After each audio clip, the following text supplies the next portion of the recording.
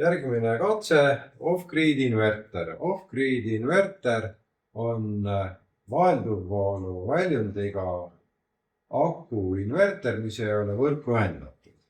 Et kõigepealt ühendame siis aku inverteri päikesepaneelidega. Ja päikesepaneelid alalisvoolu siiniga.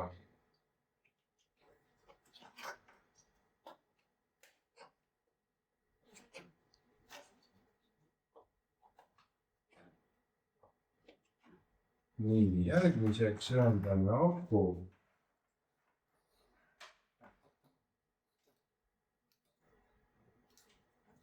Ühendame aku inverteriga.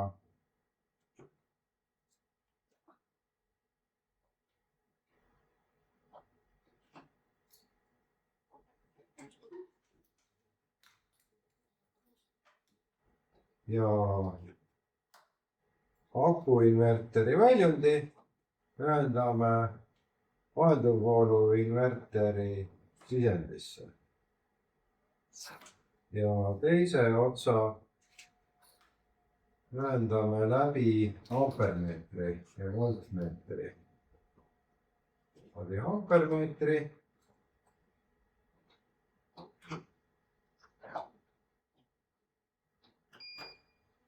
Ja paneme siia ka pinge mõõtmise voltmeetrile.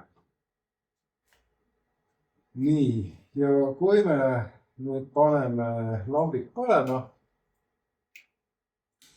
siis näeme, et aku vahelduvvoolu inverterisse tuleb akust 4 amprit voolu.